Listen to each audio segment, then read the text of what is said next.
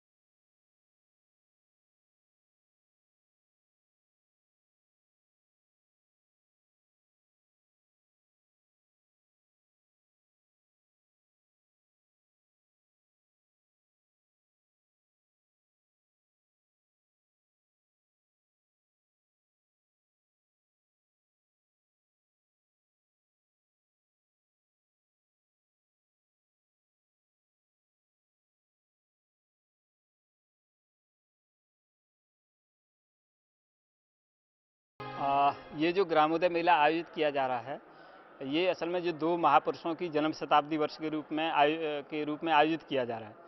पंडित दीनदयाल उपाध्याय, जिनका जन्म हुआ था 1916 में 25 सितंबर को, और नाना जी का हुआ था 11 अक्टूबर 1916। तो इन दोनों महापुरुषों का ये जन्म शताब्दी वर्ष है और ये जन्म शताब्दी वर्ष के उपलक्ष्य में ही ये बृहद ग्रामोदय मेले का आयोजन किया जा रहा है। और इसमें भारत सरकार की तरफ से भी व्यवस्था की गई है और राज्य सरकार और जो स्थानीय निकाय हैं, गांव के जो अच्छे किसान हैं या वो हैं, तो एक जो मतलब होलिस्टिक रूप में बहुत बृहद आयोजन है इस मेले का। और इसमें जो मेले के जो आकर्षण हैं, वो एक तो प्रदर्शनी है ही, सारी सरकारों की, जितनी राज्य सरकार की या केंद्र सरकार की जो भी योजनाएं हैं उनका पूरा बताया जा रहा है।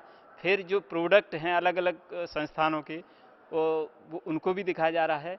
फिर साथ ही साथ में इसमें जो पशु हैं उनका प्रतियोगिता का भी आयोजन किया गया है। तो जैसे गाय, बैल, भैंस, बकरा, बकरी, मुर्गी, मुर्गा, तो एक मतलब जो अच्छा सबसे स्वस्थ मुर्गा, स्वस्थ पशु प्रतियोगिता भी है, तो उसमें हम लोग जो अच्छे विजेताओं को पुरस्कृत करेंगे। साथ ही साथ में बच्चों के हिसाब से स्कूल के बच्चों के लिए हम लोगों ने कंपटीशन भी रखे हैं। तो इसमें वाद विवाद प्रतियोगिता भी है, ऐसे कंपटीशन भी है, और नाना जी और दीनदयाल जी के जन्म से शताब्दी से उनके क्रियाकलापों को लेकर के। और साथ ही साथ में हम लोगों ने एक सेमिनार का भी आयोजन किया है, 3 दिवसीय राष्ट्रीय संगोष्ठी का भी आयोजन है, जिसमें जो हमारे दीनदयाल जी का जो एकात्म मानव दर्शन था उसको मूर्त रूप देने के लिए नानाजी ने दीनदयाल शोध संस्थान की स्थापना की थी, जिसके छत्र छाया में ये प्रोग्राम हो रहा है। तो नानाजी का जो मूल विषय हम लोग दीनदयाल शोध संस्थान का है वो है कि चित्रकूट क्षेत्र के 50 किलोमीटर की परिधि में आने वाले 500 गांव में कोई बेकार न रहे, कोई बीमार न रहे, कोई बेरोजगार न रहे, कोई अशिक्षित न रहे और विवाद मुक्त हरा भरा गाँव हो। तो इन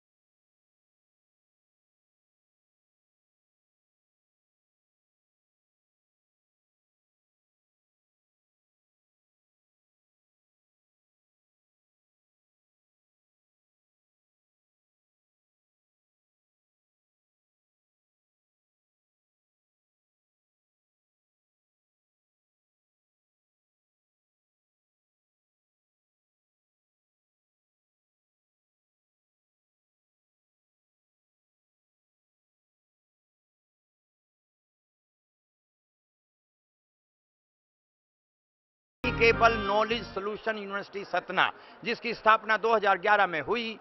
और ये बड़ा हर्ष का विषय है कि 3 साल से लगातार हमें बेस्ट यूनिवर्सिटी अवार्ड मिल रहा है और कल ही एसोचैम ने बेस्ट इनोवेटिव यूनिवर्सिटी का अवार्ड हमें दिया। और पहली बार हिंदुस्तान के रिकॉर्ड में है कि centre for traditional knowledge research and application एक यूनिवर्सिटी में एस्टेब्लिश किया। जैसा कि आप देख रहे हैं, ये इसके अंदर हमें गो विज्ञान को प्रोत्साहन करना है। इसके पिछले साल फरवरी 2016 में मेरा अपना रिटायरमेंट के बाद मेरा सौभाग्य रहा कि अपने इस जीवन के अंदर पारंपरिक ज्ञान अनुसंधान एवं उपयोगिता केंद्र की स्थापना एकेएस यूनिवर्सिटी में की। इसके अपने उद्देश्य हैं और सबसे ज़्यादा है कि हमारा जो गो विज्ञान, जिसका वेदों के अंदर वर्णन है, गो विज्ञान और ऑर्गेनिक फार्मिंग आपस में लिंक्ड है। फिर कई वर्षों के पश्चात जहां हमारे वैज्ञानिकों ने, हमारे ऋषियों ने हमें छोड़ा था, उस पर हम फिर वापस जा रहे हैं। इसके साथ साथ आयुर्वेद इसके अंदर हमारा पारंपरिक ज्ञान है फॉर हेल्थ केयर, उसको भी हमने इसको यहाँ स्थापित किया है। हमें यहाँ पे मध्य प्रदेश के अंदर कई ऐसे स्थान हैं, कई ऐसे रिजर्व फॉरेस्ट हैं जहाँ पर अमूल्य और बहुत जो एंडेंजर्ड, रेयर और थ्रेटन्ड मेडिसिनल प्लांट हैं, जिनका हमें खोज करना है और इनका कल्टीवेशन ऑर्गेनिक होता है। उसके अंदर अग्निहोत्र एक दूसरा हमारा पारंपरिक ज्ञान है, जिसके अंदर ना किसी केमिकल की जरूरत है, ना किसी एग्रोकेमिकल की जरूरत है। केवल जब अग्निहोत्र करते हैं, जब सूर्य उदय होता है और सूर्य अस्त होता है, और केवल 3 मिनट का वो खेल है। उसके अंदर गौ, जो हमारी देसी गाय है, उसके उपले से बने हुए अग्नि प्रज्वलित करनी पड़ती है। कॉपर का एक अग्नि कुंड होता है, केवल 3 मिनट लगता है। इसका प्रचार बहुत विश्व के अंदर हो रहा है और हम भी चाह रहे हैं कि हम अपना एकेएस यूनिवर्सिटी के अंदर सारे कैंपस को होमा एनवायरनमेंट के द्वारा उसको प्यूरिफाई करें, वहाँ डेमोन्स्ट्रेशन करें। हमारे यहाँ 600 स्टूडेंट्स एग्रीकल्चर में एडमिशन लेते हैं, वो सभी रूरल बैकग्राउंड के आते हैं और यहीं से जो हमारा पौराणिक ज्ञान है, पारंपरिक ज्ञान है एग्रीकल्चर का, जो प्योर ऑर्गेनिक था, उसको अब हम जनमानस तक ले जा रहे हैं। पारंपरिक वैदिक ज्ञान में अनुभव और परंपरा से विकसित कई ज्ञान हैं, जो कम लागत में किसानों को अधिक लाभ पहुंचा सकते हैं। इसी दिशा में कई कार्य किए जा रहे हैं। यह परंपरागत रूप से जो टेक्नोलॉजी दूसरी जगह उपयोग हो रही थी, उसको वैज्ञानिक कसौटी पे कस करके और उसको हम पहुंचाना चाहते हैं, जिससे कि कम से कम लागत में ज़्यादा से ज़्यादा उत्पादन किसान कर सके। और जैसा कि माननीय प्रधानमंत्री जी का, हमारे मुख्यमंत्री जी का मध्य प्रदेश के, इनका एक सपना है कि किसानी को लाभ का धंधा बनाने के लिए, उस दिशा में हमारा भी विश्वविद्यालय किसानों को एम्पावर करके और उनको एक सहायता प्रदान करके, टेक्नोलॉजी के माध्यम से, उनको सीड्स के माध्यम से, वैज्ञानिक सहायता के माध्यम से हम उनको लाभ के धंधे की तरफ ले जाने के और अग्रसित हैं। इसी के साथ साथ में हमारे यहाँ पे जो पारंपरिक ज्ञान पे आधारित एक संस्थान सेंटर फॉर ट्रेडिशनल नॉलेज स्थापित किया है, उसमें हम हेल्थ केयर पर और एग्रीकल्चर पर विशेष ध्यान देना चाहते हैं, ताकि बहुत सारी बीमारियों का बहुत सस्ता इलाज पुराने समय से चला आ रहा है। एलोपैथिक मेडिसिन्स लेकर के लोग परेशान हो रहे हैं, हम उसको इतना कम कॉस्ट में और बिल्कुल सटीक इलाज दे सकें, वह भी हमारा एक उद्देश्य है। और एजुकेशनल डेवलपमेंट तो है ही, इस हिसाब से हमने इस रूरल एरिया को लिया हुआ है। पिछले 2 बार से हमको बेस्ट रूरल यूनिवर्सिटी का अवार्ड भी मिला है और अभी जस्ट हमने बेस्ट इनोवेटिव यूनिवर्सिटी का कल ही मुझे अवार्ड मिला है, जिसमें मुख्य अतिथि के तौर पर माननीय HRD मिनिस्टर प्रकाश जावड़ेकर जी उपस्थित थे।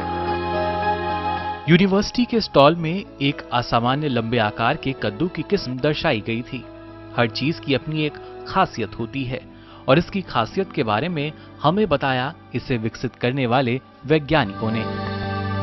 और यहाँ जैसे हम प्रयोग कर रहे हैं, इस नरेंद्र शिवानी के बारे में बता दें, ये शीतकालीन प्रजाति है जिसका मुख्य बुआई का समय मध्य जुलाई से मध्य अगस्त तक का होता है और इसकी उपज 700 से 1100 कुंटल प्रति हेक्टेयर प्राप्त की गई है मचान विधि से, क्योंकि इसकी फलत का समय जो है लगभग 4 से 5 महीना होता है। और अच्छी देखभाल के कारण के रूप में अगर अच्छी देखभाल किसान भाई करते हैं तो इससे 4 से 5 महीने फलत लेकर के इसको कमर्शियल रूप में भी प्रयोग किया जा सकता है। और इसके पके फलों को सजावट के रूप में, क्योंकि ये फल जिसका तरह तरह का आकार लेता है, सीधा भी रहता है, सांप का आकार भी लेता है, पक्षी का आकार भी लेता है, फलों को छोड़ दिया जाए तो सजावट के रूप में प्रयोग किया जा सकता है। और इसके पके फलों को, जो सूखे फल हैं, उनको साफ करके लौकी शंख बनाया जाता है, जिस जो लौकी शंख जो है ये हमारे हृदय के लिए, फेफड़ों के लिए और मस्तिष्क के लिए अच्छा व्यायाम है और इसको करके बहुत तरीके से हम लाभान्वित हो सकते हैं। किसान भाइयों, जैसे कि हमने आपको शुरुआत में ही बताया, शुक्रवार तक आपको घुमाएंगे ग्रामोदय मेला और वहां से आपको तमाम विस्तृत जानकारी देंगे। कार्यक्रम में फिलहाल वक्त हो चला है एक छोटे से ब्रेक का। ब्रेक के बाद एक बार फिर चलेंगे चित्रकूट और देखेंगे हमारा पशुधन। कौन कौन सी हैं सरकारी योजनाएं?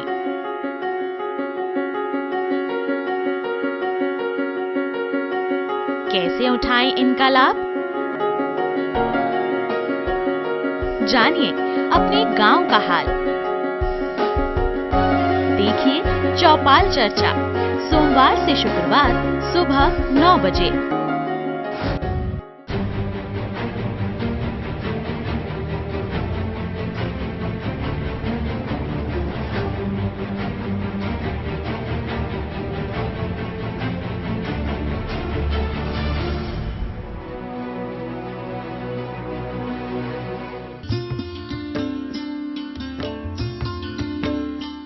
किसान भाइयों, ब्रेक के बाद एक बार फिर आप सभी का स्वागत है कार्यक्रम गांव किसान में। तो आइए एक बार फिर करते हैं रुख चित्रकूट का और देखते हैं हमारा पशुधन।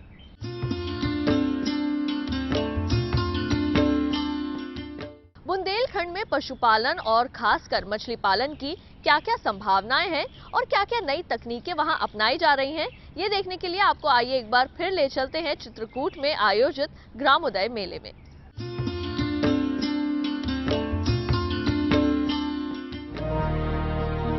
चित्रकूट के ग्रामोदय मेले में जहां एक और कृषि संबंधी जानकारियों की धूम रही, तो वहीं दूसरी ओर पशुपालन और मत्स्य पालन का अपार खजाना हमें अपनी ओर आकर्षित कर रहा था। इस मेले में आने का उद्देश्य यही है कि किसानों में एक जागरूकता पैदा की जाए और मछली पालन के माध्यम से वो उतना उत्पादन पैदा कर सकते हैं जितने की वो कल्पना करें या जितना वो प्रयास करें। आजकल जो पंगेशियस मछली का एक पालन चल रहा है, जिसमें कि 25 से 50 टन का उत्पादन आम हो गया है अगर आप साधारण रूप से तालाबों में प्रजनन पालन करते हैं। और अगर आप सीमेंट सिस्टम के तालाबों में पालन कर रहे हैं तो 1 एकड़ एरिया में लगभग 124 टन का उत्पादन एक बार में किया जा सकता है। और अगर आप कायदे से करें या सही तरीके से वैज्ञानिक रूप से उसको करें,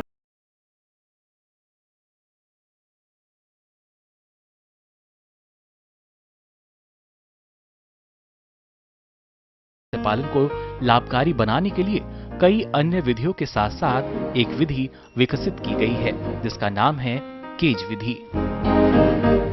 ये नई टेक्नोलॉजी है जलाशयों में, बड़े बड़े जलाशयों में मछली उत्पादन बढ़ाने के लिए। पहले क्या होता था, जो अपन मछली को बीज था पूरे जलाशय में मछली बीज अपन डाल के उत्पादन करते थे। तो उसमें क्या होता था कि जितना भी बीज अपन डालते थे उससे पूरा अपन को उत्पादन में जब उसके जाल से निकाला जाता था तो उतनी पूरी मछली नहीं निकल पाती थी। लेकिन केज कल्चर एक सीमित एरिया में इसको बनाया जाता है और उसमें पूरा जाल का पिंजड़ा रहता है जिसमें कि जो बीज अपन डालते हैं तो उसमें उसके अंदर सुरक्षित रहता है, वो बाहर नहीं जा पाता पूरे तालाब में। केज के अंदर ही रहता है, उसमें खाद बीज भी मतलब उसको भोजन जो देते हैं वो पूरा सुरक्षित रहता है, सारा उसका उपयोग मछली कर लेती है। और उससे क्या होता है कि 1% भी नुकसान नहीं होता है। और उत्पादन जो है पहले जलाशय का 200 किलो प्रति हेक्टेयर होता था, लेकिन केज से करने से कम 3000 केजी उत्पादन प्रति हेक्टेयर होने लगा है। और उससे क्या होता है कि फ़ायदा बहुत हो रहा है, किसानों को पूरा भरपूर लाभ मिल रहा है। और नील क्रांति योजना के अंतर्गत जो केंद्र सरकार की नील क्रांति योजना नई इस वर्ष से लागू हुई है, उसमें केज कल्चर को विशेष प्राथमिकता दी गई है।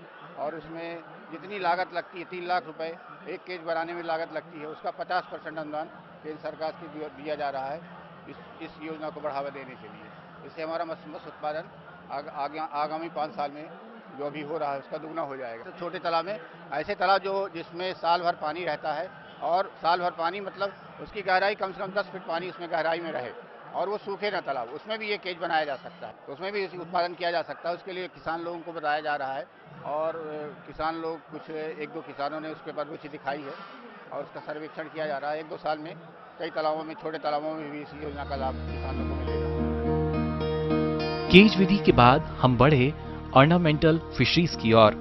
रंग बिरंगी ये मछली हर किसी को अनायास ही अपनी ओर आकर्षित कर रही थी।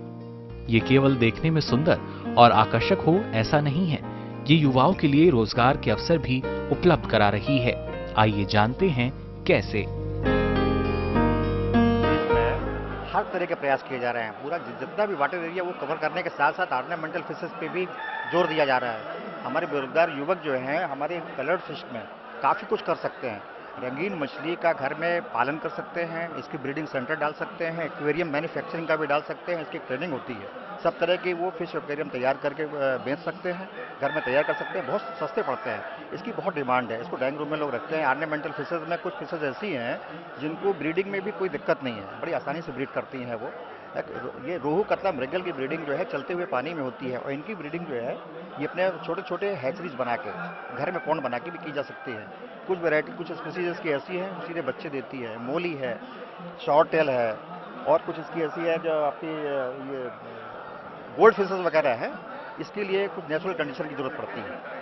तो ये ब्रीड करती हैं, 20 से 25 बच्चे देती हैं ये साल में 2 बार। हमारी ब्लैक मोली वैरायटी जो है छोटी वाली जो देख रहे हैं आप, 20 से 25 बच्चे देती है साल में, और वो बच्चे बड़े आसानी से तैयार हो जाते हैं। इसमें कोई ज़्यादा मेहनत नहीं पड़ती है, उनका अच्छा पैसा मिलता है, इसकी अच्छी डिमांड है शहरी क्षेत्र में। अब ग्रामीण क्षेत्र में भी युवक इसमें काफ़ी इसको पसंद करने लगे हैं, अपने अपने टैंकों में रखते हैं छोटे छोटे एक्वेरियम। लाइव फिशेज को जो हम कहीं से भी थके मांदे आते हैं, इसका वास्तुशास्त्र में भी बड़ा महत्व है। हम कहीं से भी थके हुए आएँ तो इसके सामने थोड़ी देर के लिए बैठ जाएँ तो बड़ा सुकून मिलता है। वास्तुशास्त्र कभी पढ़ें आप, इसका बहुत महत्व बताया गया है। इसकी हथकड़ियाँ करते हुए जो हम एक्वेरियम में देखते हैं तो सारी थकान दूर हो जाती है, सारी चिंताएँ दूर हो जाती हैं। इसके बीज देखिए, इसमें क्या होता है कि अभी हमारे शासन की तरफ से एमपी में नील क्रांति के तहत भी इसमें योजना चलाई जा रही है, और हमारे राष्ट्रीय कृषि विकास से भी योजना आई है। अप्रैल से संभवतः वो लागू होने वाली है। और इसमें बीज तैयार करने के लिए आप खुद का इसको सिर्फ ब्रीडर लाएं, ब्रीडर ला के आप अपनी छोटा पौंड बना के अगर रखते हैं, उसको नेचुरल कंडीशन देते हैं, छोटी सी ट्रेनिंग हम लोग देते हैं, उसको ट्रेनिंग अगर ले लें खुद ब्रीड करा सकते हैं। कहाँ से संपर्क करें? हमारे विभाग से संपर्क करें।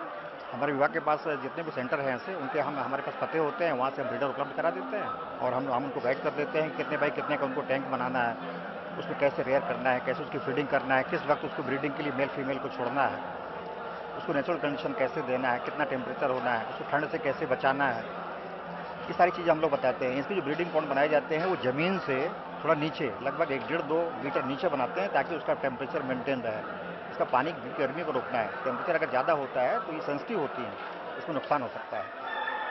और ठंड में इसमें हम लोग हीटर की व्यवस्था भी करवाते हैं। एक्वेरियम में हम लोग आपको देख रहे हैं हीटर लगा के रखते हैं, इसमें एरेटर करते हैं, एयर पंप लगा देते हैं ताकि ऑक्सीजन की कमी ना हो इसमें। जैसे जैसे गर्मी पड़ती है ऑक्सीजन की कमी होती है पानी में, तो ऐसी कंडीशन में मछली मरने लगती है। तो हमारा एरेटर जो है उसको पर्याप्त ऑक्सीजन देता है।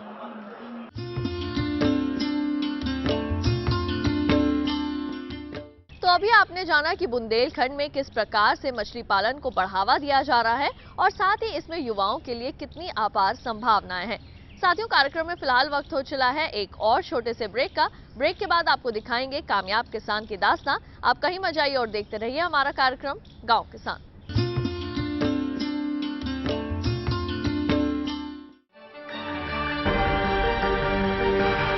कहां चलेगी शीतलहर, कहां पड़ेगी बर्फ, किधर गरजेंगे बादल, कहां खिलेगी धूप,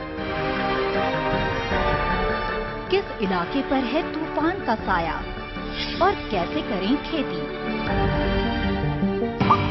मौसम के बदलते मिजाज में देखिए मौसम खबर रोजाना सुबह 8:30 बजे और 10:30 बजे डीडी किसान पर।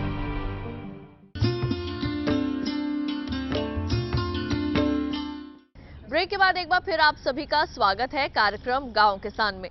तो आइए बढ़ते हैं हमारे अगले सेगमेंट कामयाब किसान की दास्तां की ओर। जीवन में प्रत्येक व्यक्ति कामयाब होने का सपना देखता है और अपने क्षेत्र में कामयाब होने के लिए निरंतर प्रयत्न करता है। चित्रकूट ग्रामोदय मेले में भी हमें ऐसे कई कामयाब किसानों से मिलने का मौका मिला। तो आइए मिलते हैं ऐसे ही कामयाब किसानों से और जानते हैं उनकी कामयाबी की ये दास्तां। ग्रामोदय मेले में राष्ट्रीय बागवानी बोर्ड द्वारा भी स्टॉल लगाया गया था, जिसकी खासियत ये थी कि यहाँ न केवल किसानों द्वारा तैयार किए गए उत्पादों को मनमोहक तरीके से सजाया गया था, बल्कि इन्हें उगाने वाले कामयाब किसान भी वहां मौजूद थे। इन्हीं में से एक किसान भाई से हमने उनकी कामयाबी की दास्तान जानी। हमने देखा था कि ये सलजम बहुत अच्छा है, इससे ब्लड बनता है, तो हमें इच्छा हुई तो हम ले गए और उसमें खेत में डाल दिया। कुछ इनने इसमें थोड़ा सा गुड़ाई वगैरह किया है और पानी का उपयोग किया, ना कुछ केमिकल मतलब जो जैविक खादें हैं इसका भी उपयोग नहीं करे, जो आपके डीएपी और यूरिया होती है उसको यूज किया है। बस औरतें अभी छोटी है, इससे भी बड़ी थी, तो हमें बहुत खुशी लगी कि हमें ये चीज़ हमें प्रदर्शित करने को मौका मिला। खासियत तो यही है कि सब अगर करेंगे तो अच्छा, एक तो घर में यूज कर सकते हैं, खुद यूज कर सकते हैं, और जो भी यूज करेंगे तो उसका विकास ही होगा, शारीरिक विकास होगा तो सभी विकास होंगे, मैं तो यही जानता हूँ। किसान भाइयों, आज ग्रामोदय मेले में आपने काफी कुछ देखा और अभी बहुत कुछ आपको दिखाना बाकी है, इसलिए जरूरी है कि आप देखते रहिए गांव किसान। कल इसी समय फिर होगी आपसे मुलाकात और ले चलेंगे आपको चित्रकूट ग्रामोदय मेले में। तब तक के लिए दीजिए इजाजत, नमस्कार।